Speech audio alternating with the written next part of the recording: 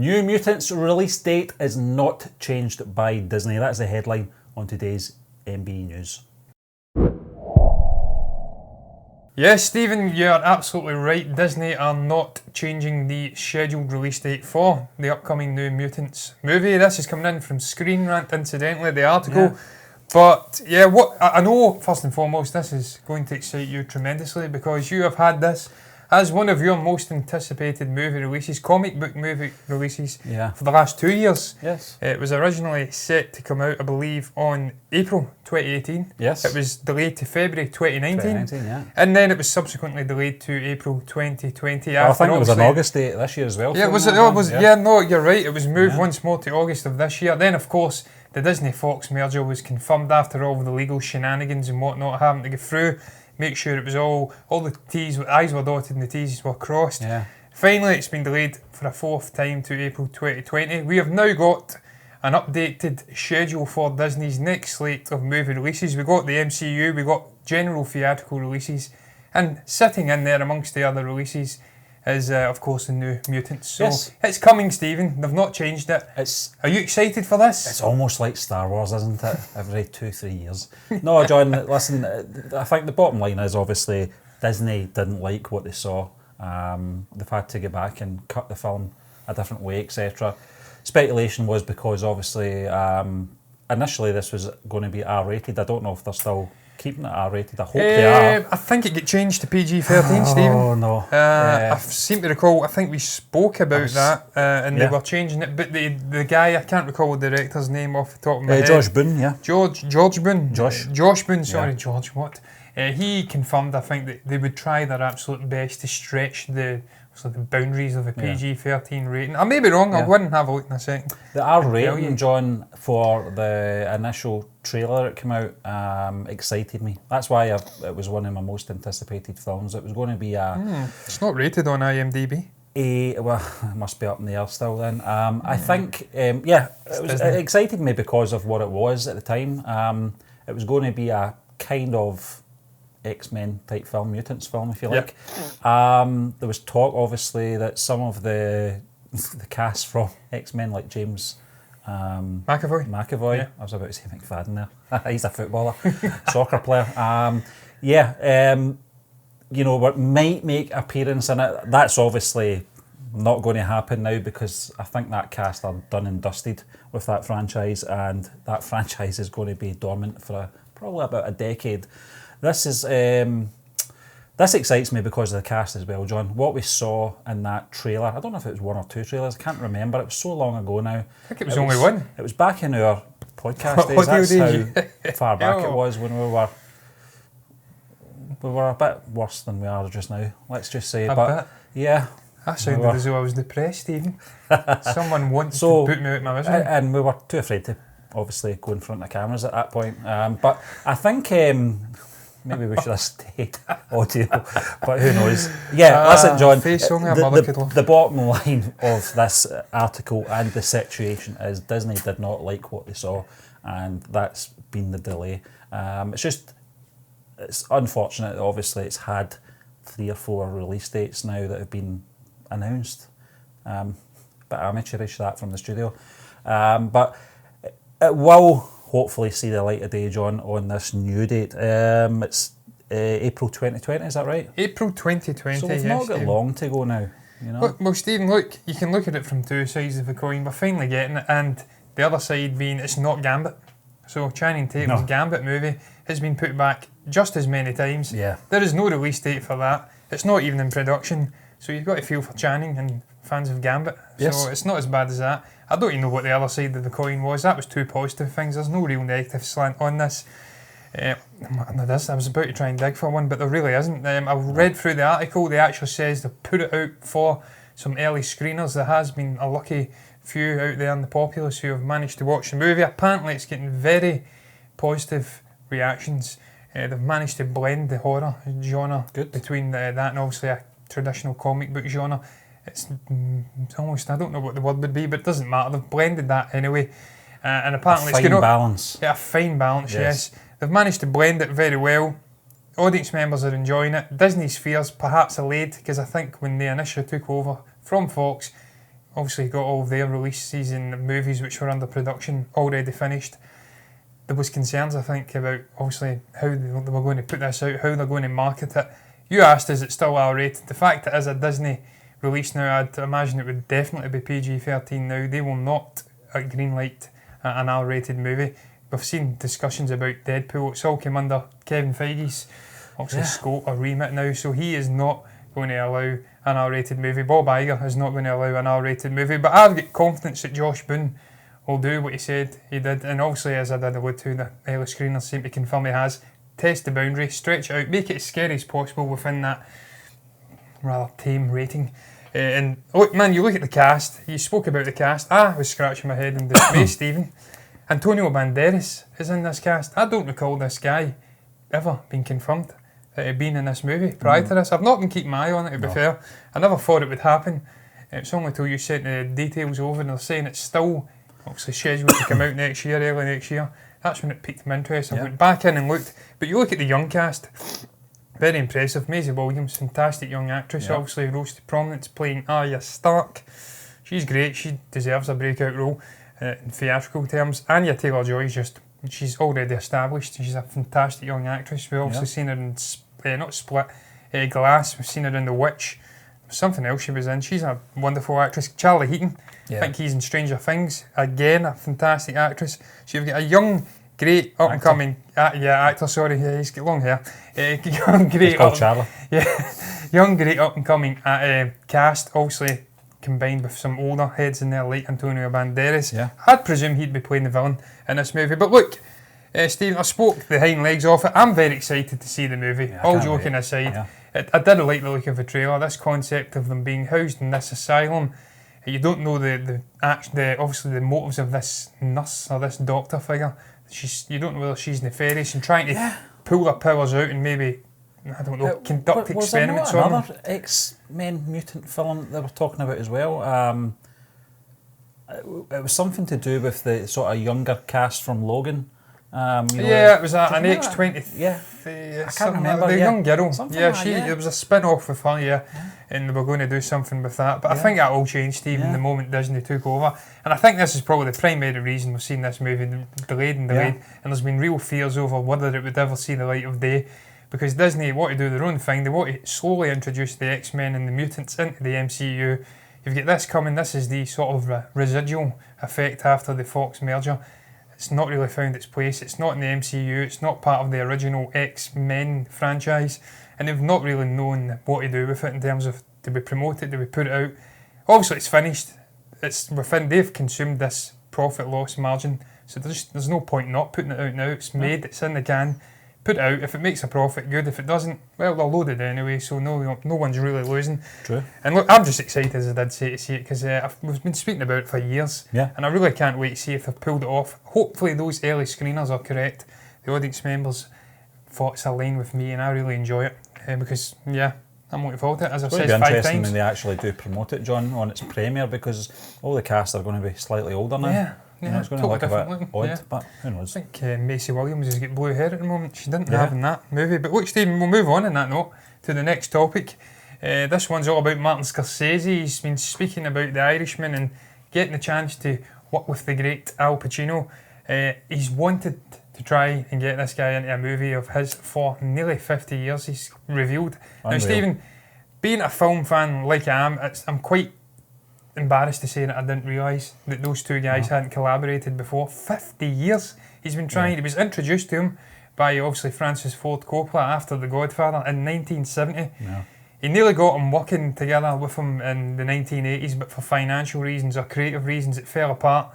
And now finally, 50 years on, he's got this guy in with this great ensemble cast for The Irishman. What's your thoughts on this? Well, firstly, John, I'm the same boat as yourself. It wasn't really till the promotion of The Irishman that this news came to light for myself.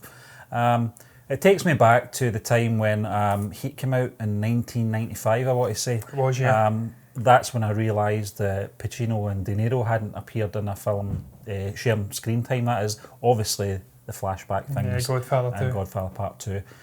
Doesn't really count because they never had any interactions with obviously the timelines and stuff like that. But this is more mind blowing. I think 50 years, 5 decades. We've had this, world famous actor and world famous director have crossed paths socially, and they seem to share the same genres. Yeah, that's probably the more bizarre situation of it. But this is how I'm so grateful for Netflix, and that's how I'm so grateful for this film's release as well, John. It's one of the reasons that I can't wait to see it now. It's going to be monumental, I think is probably the right word for this movie as well, because it's enough getting obviously De Niro and Pacino in the same film again, and then Joe Pesci as well. Ray Romano, Stephen Graham. Yeah, and your other man, Harvey Keitel as well. But I didn't realise, as I said, till this film was, started its promotion, that the director and the actor had never worked together. It just seems bizarre. It seems like a match made in heaven, and why has it not happened till now? The reason for that is because they're busy guys. They're off doing their own thing. And De Niro, to a point, has phoned in some performances over the last 20 years, but even more so for Al Pacino. There's a few films I did reviews for that were total Netflix classics, Yeah, you enjoyed one though, didn't you, where he was a musician? Yeah, Danny Collins. Yeah. That was a great film, John, but that was a good Al Pacino film. But I'm talking about ones where, I can't remember what it's called, but it was him and Anthony Hopkins were sort of, on the poster, but they were only in the film for about 5 minutes each. It was one of those ones. Pacino's done that quite a bit for the last 10 years or so. So it's great to see him at the forefront of this Scorsese film with De Niro and Pesci, because this is where they belong, the three of them. Pesci's coming out of retirement, obviously. Obviously, Scorsese had to do a lot of convincing to get him to come out. Obviously, Robert De Niro had to talk to him as well. So I'm looking forward to it, John. It's not breaking news or anything like that. It's more a fact, but it's just one of these things. Here on MBE News, apparently. It's just one of these things, John, that interests filmgoers, cinephiles, I think that's the phrase. Cinephiles, yes. It's just one of these things, isn't it? And it's all part of the promotion of this film as well. Absolutely, Stephen. It's got my anticipatory juices, as I like to say, flowing ever more for this movie. The fact that it's the first time these two great men have collaborated together, and there's just the fact that it is a mobster, sort of a gangster genre, but these two guys have made their careers, if you like. Don't want to pigeonhole them into that, because obviously one of my all-time favourite Al Pacino movies is actually Scent of a Woman, where he's not playing a mobster, he's playing a blind war veteran who obviously goes off and helps this young guy. He's lost his lust for life, and then he regains it through interactions with this young chap. I can't recall the guy's name, he's not young anymore, but that was one of my all-time favourite performances. So I don't want to pigeonhole him, but he's certainly made his name in the mobster gangster genre. Obviously, you've seen him in Scarface and The Godfather. Yes, I was about to say something else there, but no, he wasn't in that one. But yes, because we're talking about Pesci and Robert De Niro as well here. So, but yeah, Stephen, I cannot wait to see this movie for this primary reason, just to see these two great guys combining, seeing them combining once again with the likes of Joe Pesci, obviously Bob De Niro.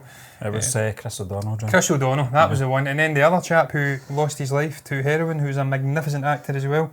Philip Seymour Hoffman. Seymour Hoffman. Yeah. So it was a wonderful movie. But Stephen, you're right about him phoning the performances in for the last, 15, 20 years, maybe more, 30 years. Some people would say he's been doing a caricature of his performance in Scent of a Woman since Scent of a Woman, hoo-ha! And obviously Aragon and things like that. What was it? A vessel for seagoing snitches. As you can tell, I love that movie. Yeah. But a lot of people would argue he has been phoning it in since then, doing a caricature. He did win an Oscar for that movie. It's incredible to me. He never won one prior to that. I hope that's correct. I'm pretty sure it is.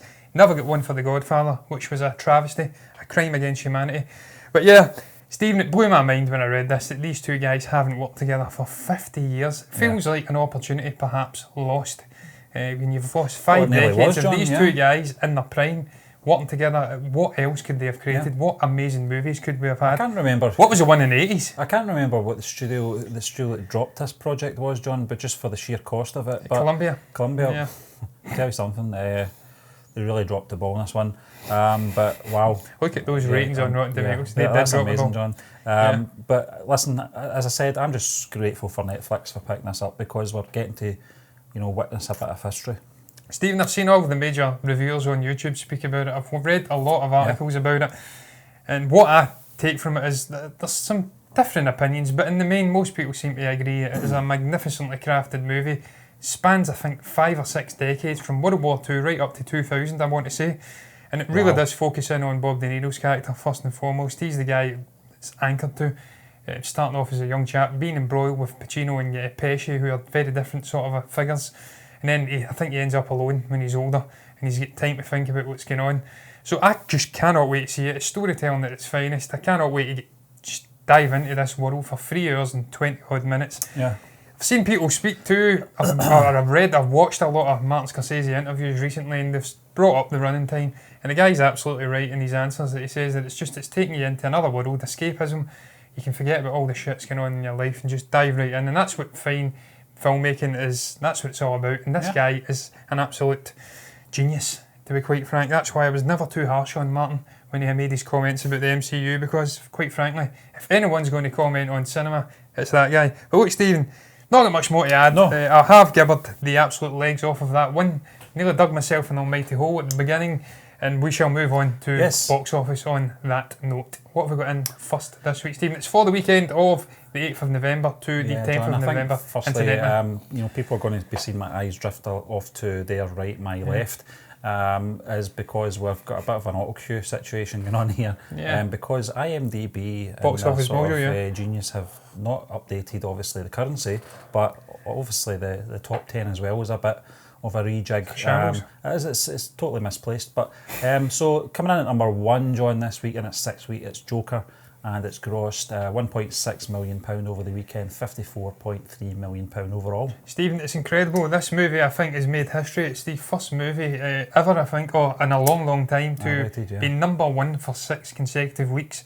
It is remarkable. It's only dropped 32% in its 6th week. It's crossed the $1 billion. And it's crossed over the $1 billion mark as well, worldwide. The first R-rated movie to do so. Unbelievable. Apparently. Stephen, that speaks volumes for Todd Phillips and Joaquin Phoenix and what they've managed to create. It became a zeitgeist film for a whole array of different reasons. Some people hating on it, stirring up controversy needlessly. Some would say snowflakes, other people just flying in the face of it. John, I can guarantee didn't see the film. No, they didn't. No, they didn't. And that's the prime example being the Academy voters as well, who says they wouldn't go and watch it because it's a comic book movie. Well, I hope they're made to sit in front of a screen and watch it, because you should not be in the Academy if you don't watch movies like that. It's an absolute disgrace. It's one of the best movies of the year. And hats off to everyone involved, because it's thoroughly deserved. Certainly is, John. Coming in at number 2 this week, it's Aeronauts, and its first week. It's grossed just over £1 million, and it's obviously the weekend and overall. Yes, Stephen, this is the Felicity Jones, Eddie Redmayne movie. Obviously, I think they go in a balloon or something. I don't know much about it. It's a period piece. 2 great actors, or actress and actor, if you like. Certainly that little girl in Once Upon a Time in Hollywood would say actor. Actress is a completely ridiculous, nonsensical concept or word. It's not got a wide release worldwide, so I can't speak about worldwide grossings, but that's a solid start for a period piece movie that it's not really had much promotional push over here. It certainly hasn't, John. I think there was maybe one trailer that was probably for... It looks okay. I don't know if it was Terminator Dark Fate or if it was for Joker movie. I saw this, and it wasn't that great a trailer, I've got to be honest with you, John. I'd be more inclined to say for Dark Fate, because of the rating. It usually mirrors different what the movie you're watching. So But as you said, you've got 2 actors in there that know each other very well, obviously from the movie, Stephen Hawking's movie, I can't remember what it's called. The Theory of Everything, something that's like it, that's it, John, you're bang on. So you know what you're going to get from those 2 actors, but we'll move on to number 3 this week, John. It's Maleficent, it's Mistress of Evil, and its 4th week. It's grossed £1 million, or just over £1 million over the weekend, and £13 million overall. Yeah, Stephen, you keep saying just over £1 million. It really is a terrible weekend, a week for box office. Not many movies breaking that £1 million mark. No. Obviously, Joker's the only one that's comfortably over it. Yep. Worldwide, just under $459 million. That's pretty decent for a sequel to I want to say a bog standard animated Disney movie. I've never seen it. I'm not going to be harsh on it. Apparently, it's pretty decent. It's meant to be good. Not got much more to add though, other than to say every time I hear Mistress of Evil, I hear Alec Guinness. It's something I think he speaks about evil when he speaks about Darth Vader. He's what was that phrase? I can't recall. Twisted and Evil. Evil, yeah. yes. Yeah, it's one of those films, John. I don't think if you've seen the first movie, I don't think you're going to be in a rush to go and see this. I did see the first movie. I thought it was okay, but it was on Netflix. I saw it, so I'll probably wait for this to come out on Netflix as well. Oh, that'll not be coming out on Netflix now, Stephen. Disney Plus, remember? Oh, it's yes. Disney, yeah. Oh, yes. they'll not give it a competitor. No. You need to readjust to the new year. Unless it totally bombed, they might just want to wash their hands of it, but I doubt it very much. It's doing very well, John, considering. But we'll move on to... I'm not doing so well, but it's doing okay. Calm down, Stephen. Settle yourself down. We'll move on to number 4 this week. It's the Addams Family, and it's grossed just over £1 million over the weekend. And it's third week now. It's grossed £8.2 million overall. Yeah, Stephen, I just wish we could get budget information on this in BFI, a little spreadsheet we've got going on behind the camera. But I haven't. But it has grossed $167 million worldwide. I can't imagine it had a massive budget. It's trying to piggyback off the Hotel Transylvania vibe and look. I thought it was okay. I went and seen it first week or so. I think it was the first week, and it was okay. The visuals were okay. The story was a bit bland, a bit beige, but it is what it is. I'm a big fan of the Addams Family. I have been since I want to say 91 or 92. Yeah, you're spot on, John. 91. So I went and watched this purely out of nostalgia, see if I could rekindle some of my childhood, but it didn't. I'm still 30 and I'm still getting older. Oh well. That's life. Happy days. But we'll move on, John. It's first week. It's The Good Liar. It's grossed just under £1 million over the weekend and overall. Yes, overall. This is obviously the Helen Mirren, and I want to say Ian McKellen. Yes, I don't know why I wanted to say Stephen Coogan. I have no idea. It doesn't matter. It's grossed $9.55 million. It's not Stephen Coogan. No. It doesn't even look like that when he's dressing up as Alan Partridge. But look, that's what it is. It grossed $5.6 million in the States. It's not opened massively here, just under £1 million. We both reacted to the trailer. We did, John, and someone actually commented on the reaction, I think maybe last week or the week before, saying that we were right in saying there was a twist, but not where you expect it to be. So that's intriguing. I think, Stephen, if we can speak about this briefly, I think the two of them were involved in it together. I think our feeling was it was Ian McKellen was actually, he was being portrayed as the bad guy, but it was actually Helen Mirren who was the bad guy in the movie. I think the two of them are working in conjunction and fooling everyone around them. I think it's based on a novel. I've not read the novel, so I can't possibly say. But look, I probably will watch it because I like those two actors, and it looked okay. Yeah, coming in at number 6, John, it's Midway in its first week. It's grossed £755,000 over the weekend and, of course, overall. Yes, I think this is a Roland Emmerich, I want to say his name is, movie. He's not had a great time with it recently, I don't think. Apparently, it's a bit hollow. Visually, it's amazing, but the story just feels hollow. But look, that's not been reflected. Saying that, I don't know what the budget information is again. Looking at the trailers, looks like a decent-sized budget. It's quite a big, bombastic blockbuster with CGI. $53.75 million worldwide. What has it opened at here? It's opened just 755,000. It's not great, is it? It isn't that. No. It's not going to translate with UK audiences. It's a US-centric World War II movie. It's set in the Pacific Theatre. We prefer Dunkirk and European theatre of conflict movies over here. So that's why I was surprised that what do you call him? First Man or whatever it was called did so well over here. Yeah, it was surprising, John. But listen, we'll move on to the next movie coming in at number 7. It's 42nd Street, the musical theatre, in brackets, by the way, and it's grossed £560,000 over the weekend and, of course, overall. Yeah, I know nothing about it, Stephen. I'm not one for going to watch musicals. My nearest brush is probably Saturday Night at Broadway. That chap was Alan Cummings.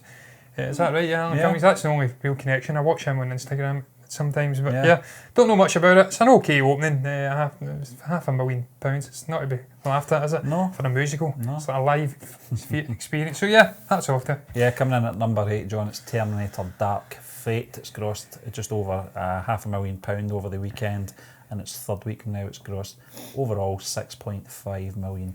Yeah, Stephen, it's bombing. Absolutely. It's a disaster. Bombing. It's an absolute disaster. You're absolutely right. It's 3 weeks in. 233.6. I've got other words for it, John, but I'll just say disaster. Shit show. Just under $233.7 million worldwide.